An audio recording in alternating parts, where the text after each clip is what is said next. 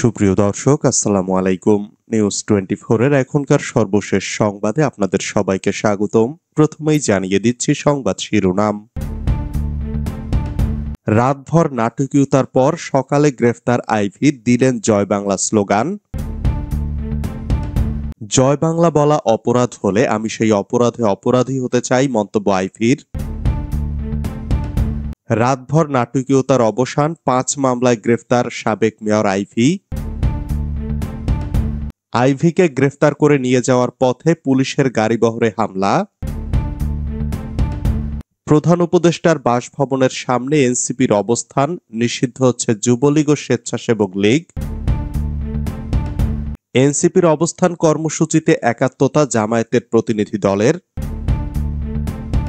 ফেনীতে আওয়ামী লীগের ঝটিকা মিছিল, প্রতিবাদে ছাত্রদলের বিক্ষোভ।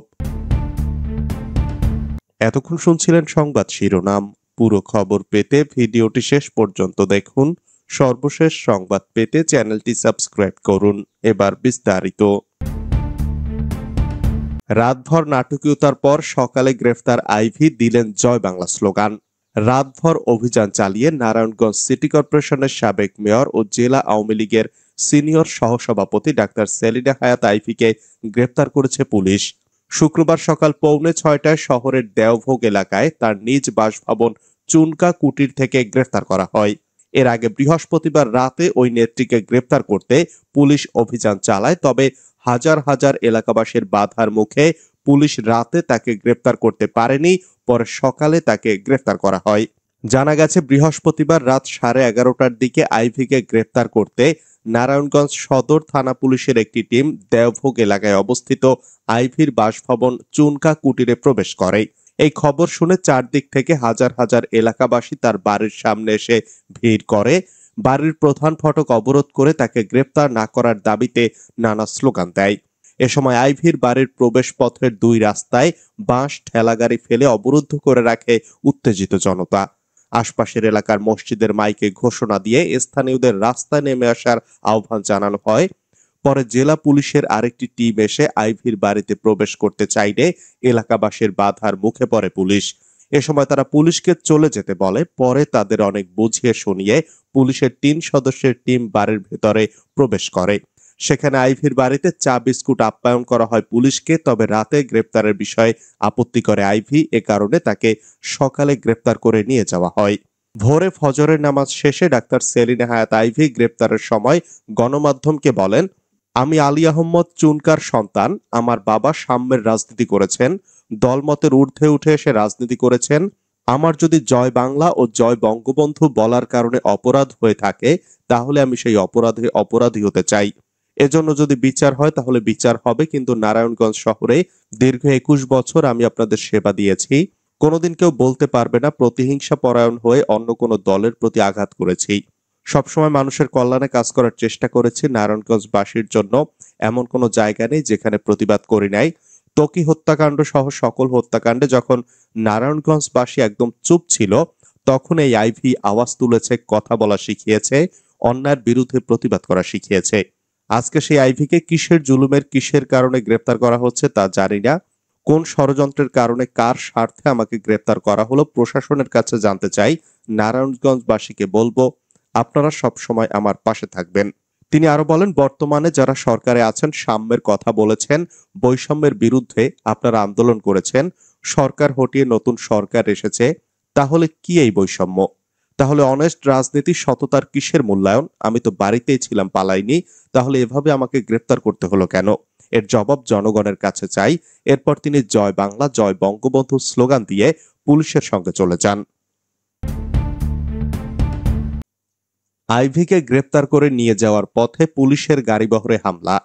নারায়ণগঞ্জ সিটি কর্পোরেশনের সাবেক মেয়র ও মহানগর আওয়ামী লীগের সিনিয়র সহসভাপতি সেলিনা হায়াত আইভিকে গ্রেপ্তার করে নিয়ে যাওয়ার সময় তাকে বহন করা পুলিশের গাড়িবহরে ও কর্মী সমর্থকদের উপর দুর্বৃত্তরা হামলা করেছে। শুক্রবার সকাল 6:30টার দিকে নারায়ণগঞ্জ শহরের বিবি রোডের কালীর বাজার মোড়ে এ ঘটনা ঘটে। এ সময় র্যাব ও পুলিশের গাড়ি লক্ষ্য করে ইটপাটকেল নিক্ষেপ ও ককটেল বিস্ফোরণ হয়। এতে পুলিশের 2 সদস্য সহ 5 জন আহত হয়েছেন। প্রত্যক্ষদর্শী সূত্রে জানা যায়, আজ সকালে সেলিনা হায়াতকে গ্রেপ্তারের পর তাকে নিয়ে র্যাব ও পুলিশের 15টি গাড়ি ডিবি কার্যালয়ের দিকে রওনা হয়। এ সময় 30-40 জনের একটি দল হামলা চালায়। তারা ইটপাটকেল নিক্ষেপ করে। এক পর্যায়ে একটি ককটেল বিস্ফোরণ ঘটানো হয়। এ সময় সেলিনা হায়াৎ আইভীর সমর্থকদের ধাওয়া দিলে তারা পালিয়ে যান। হামলাকারীদের ইটপাটকেলের আঘাতে পুলিশের 2 সদস্য সহ 5 জন আহত হন। তাৎক্ষণিকভাবে আহত ব্যক্তিদের নাম পরিচয় পাওয়া যায়নি। নিষিদ্ধ হচ্ছে যুবলীগ ও স্বেচ্ছাসেবক লীগ, জানালেন আসিফ মাহমুদ। অন্তর্বর্তী সরকারের উপদেষ্টা আসিফ মাহমুদ সজীব ভুঁইয়া জানিয়েছেন, জুলাই গণ অভ্যুত্থানে ক্ষমতাচ্যুত আওয়ামী লীগের সহযোগী সংগঠন যুবলীগ ও স্বেচ্ছাসেবক লীগ নিষিদ্ধ হতে যাচ্ছে। বৃহস্পতিবার রাত 11:15টার দিকে নিজের ভেরিফাইড ফেসবুক পেজে এক স্ট্যাটাসে এ তথ্য জানান তিনি। আসিফ মাহমুদ ফেসবুকে লিখেছেন, নিষিদ্ধ হতে যাচ্ছে আওয়ামী লীগের সহযোগী সংগঠন যুবলীগ ও স্বেচ্ছাসেবক লীগ। সপ্তাহখানেক আগে থেকে প্রসেস করে সব ফরমালিটি শেষ করে এখন চূড়ান্ত পর্যায়ে আছে। গণহত্যাকারী আওয়ামী লীগ ও তার সহযোগী সংগঠনগুলোর নিষিদ্ধ এবং রাজনৈতিকভাবে নিশ্চিহ্নকরণ নিশ্চিত করায় জুলাই গণ অভ্যুত্থানের অঙ্গীকার। এর আগে বৈষম্য বিরোধী ছাত্র আন্দোলন সহ বিভিন্ন সংগঠনের দাবির মুখে গত বছরের 23 অক্টোবর আওয়ামী লীগের ভ্রাতৃপ্রতিম সংগঠন বাংলাদেশ ছাত্রলীগকে নিষিদ্ধ ও সন্ত্রাসী সংগঠন ঘোষণা দিয়ে প্রজ্ঞাপন জারি করে স্বরাষ্ট্র মন্ত্রণালয়। এনসিপির অবস্থান কর্মসূচিতে একাত্মতা জামায়াতের প্রতিনিধি দলের।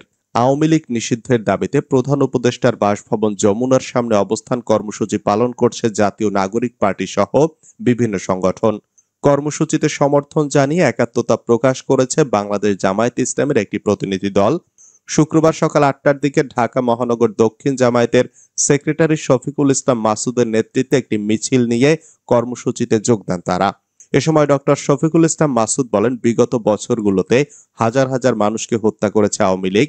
সব দেশপ্রেমিক জনতার দাবি ছিল গণহত্যাকারী আওয়ামী লীগ সরকারের পতন ঘটিয়ে তাদের নিষিদ্ধ করতে হবে। আজ এই দাবি শুধু একটি দল বা গোষ্ঠীর না, এই দাবি এখন সব দেশপ্রেমিকের। তিনি বলেন, আমরা এখানে রাজনৈতিক দল হিসেবে আসিনি, আমরা এসেছি 18 কোটি মানুষের প্রতিনিধি হিসাবে। আমরা অনতিবিলম্বে গণহত্যাকারী দল আওয়ামী লীগকে নিষিদ্ধ ঘোষণা করে ঘরে ফিরতে চাই। ফেনীতে আওয়ামী লীগের ঝটিকা মিছিল, প্রতিবাদে ছাত্রদলের বিক্ষোভ। ফেনীতে আওয়ামী লীগের ব্যানারে এক ঝটিকা বিক্ষোভ মিছিল করেছে কয়েকজন যুবক। গতকাল ভোরে ফেনী মডেল থানার কয়েকশো গজের মধ্যে ফেনী সরকারি কলেজ রোড এলাকায় এ মিছিলটি অনুষ্ঠিত হয়। প্রতিবাদে পাল্টা বিক্ষোভ মিছিল করেছে ফেনী সরকারি কলেজ ছাত্রদল। বৃহস্পতিবার দুপুরে সামাজিক যোগাযোগ মাধ্যমে ছড়িয়ে পড়া 1 মিনিট 26 সেকেন্ডের একটি ভিডিও ক্লিপের মিছিলের বিষয়টি অবগত হয় পুলিশ। ওই ভিডিওতে দেখা যায় ফেনী সরকারি পাইলট হাই স্কুল মাঠের ভেতর থেকে মিছিলটি বের হয়ে ফেনী সরকারি কলেজ রোডের 50 গজ অদূরে যে মিছিলটি শেষ হয়ে যায়। মিছিলে উপস্থিত 8 থেকে 10 জন যুবকের মুখে ছিল কালো মাস্ক। এর প্রতিবাদে বৃহস্পতিবার বিকালে ফেনী সরকারি কলেজ মাঠ থেকে মিছিল শুরু করে ফেনী সরকারি কলেজ ছাত্রদল। 20 থেকে 22 জন নেতাকর্মীর আয়োজনে মিছিলটি শহরের কলেজ রোড, ট্রাঙ্ক রোড, দোয়েল চত্বর, মডেল থানা মোড় ঘুরে ফেনী সরকারি কলেজে গিয়ে শেষ হয়।